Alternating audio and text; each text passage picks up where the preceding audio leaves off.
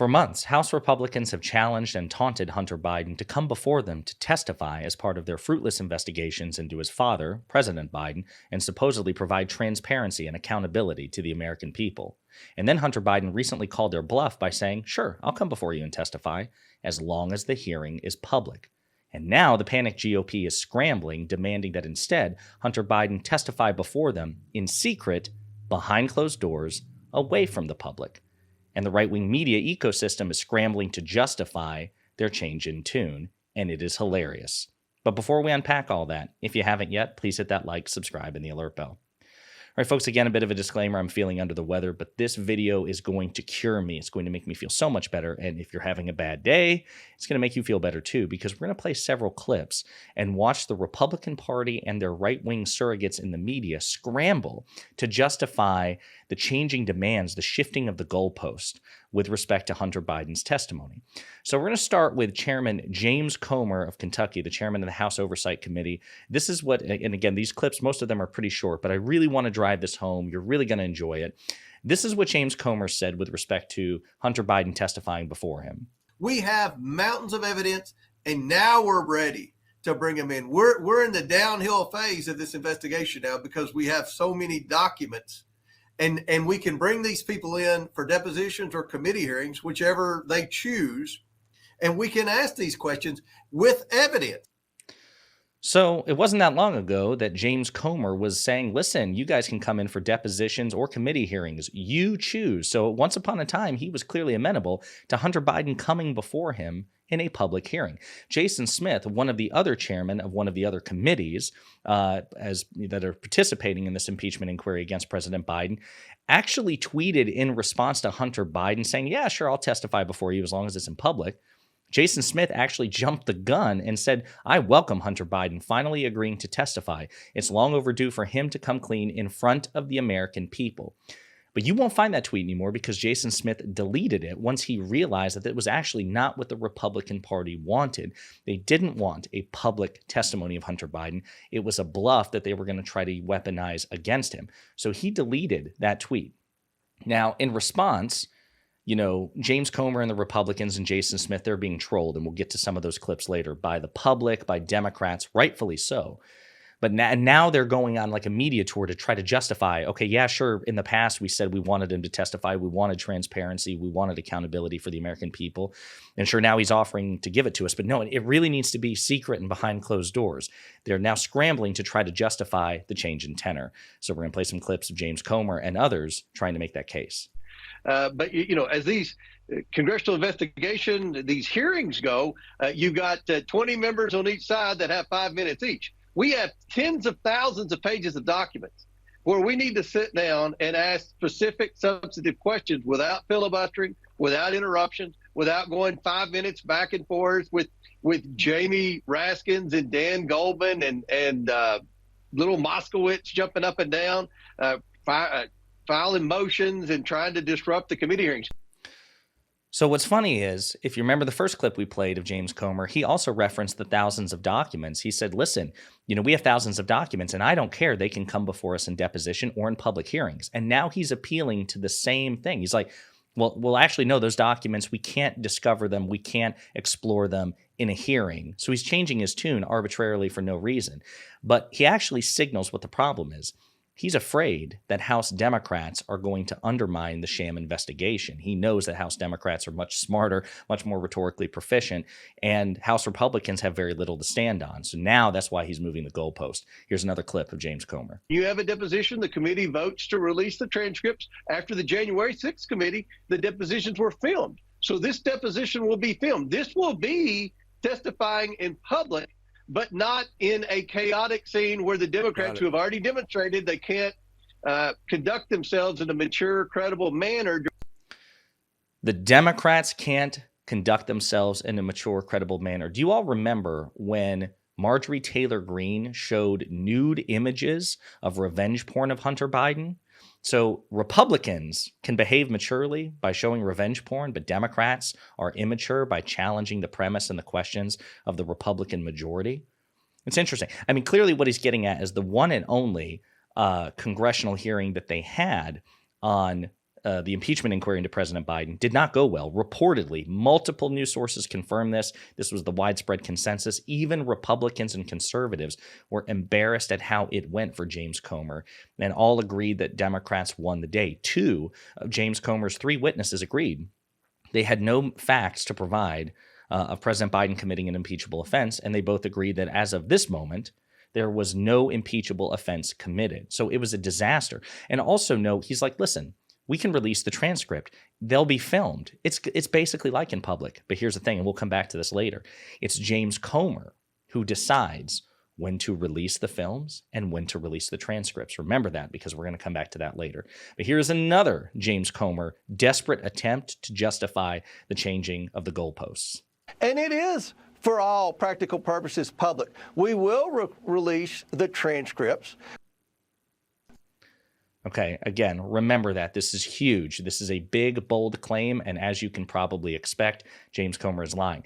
Now we get to the right-wing surrogates. This is Sean Hannity.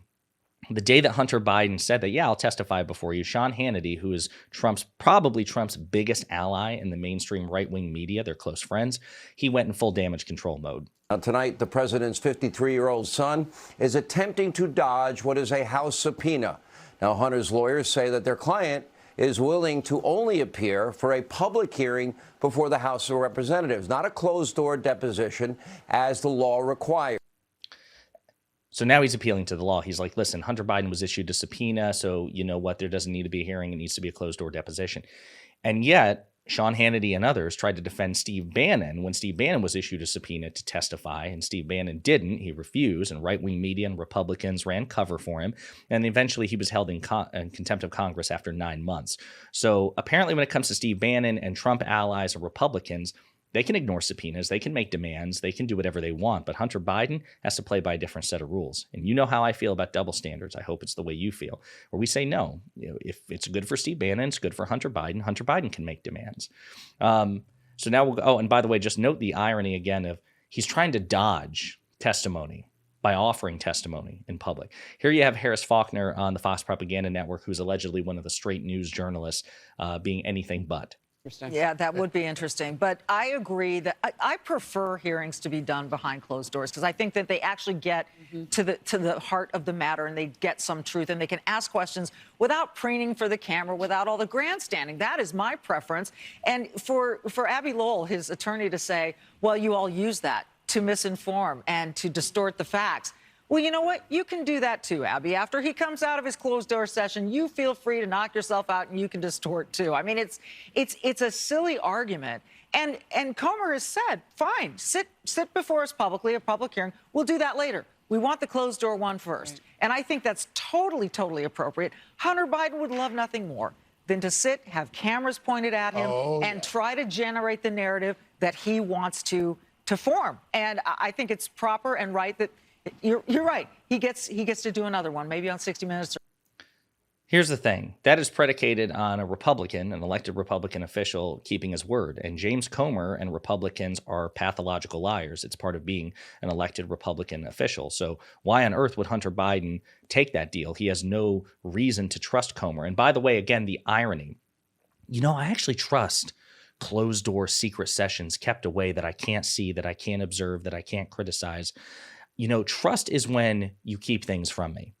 Imagine if the shoe was on the other foot and it was a Democratic majority insisting on closed-door deposition of somebody they like. I mean, again, we saw that during the January 6th committee, and they weren't happy about it. They didn't accept it. They didn't say, you know what, this is really the best way to find the truth. No, they demanded full public transparency, but it's a different set of standards. This is another clip from that moment. Again, excuse me, this one pertains to Harris Faulkner. The other one was a former ESPN host turned right-wing commentator. Looking for the spotlight for this or do you think this is really an effort to tell the whole truth and nothing but? Well, interestingly, I think it's a seeking attention. I think it is the continued seeking attention and the fact that he perceives himself as the ultimate victim. And I note as well, remember, he wrote an op-ed, crying out to the world to please have pity on him because of a certain habit that he had, that millions of Americans have, that don't seem to excuse vile behavior.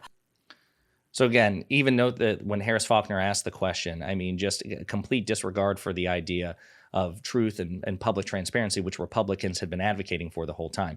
Now, having said all that, now we have some clips and some screenshots of fellow Republicans and conservatives who actually don't seem to be buying what James Comer is trying to sell. This is Josh Hawley, famed Republican coward and senator from Missouri. My view is that the American people have a right to see, and also, they should evaluate this for themselves. I mean, if you do this stuff in private, what happens is there's inevitably bunches of leaks, and then it's well, so-and-so said this and so-and-so said that. And it's like, oh, just do it in public and let the public see, open the doors so y'all can report on it.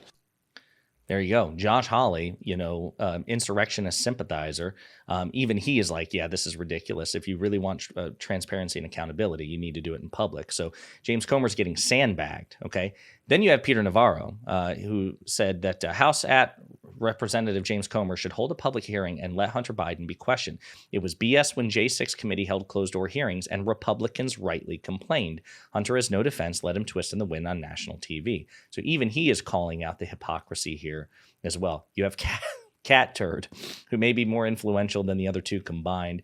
He says, imagine being afraid to question him in public. The spineless cowards in the GOP never disappoint. Let me question him if you're so afraid. Now, the irony, of course, being that Cat Turd is anonymous, right? Calling Hunter Biden a coward, even though Hunter Biden's willing to show up in person and use his name and testify about very salacious and embarrassing things.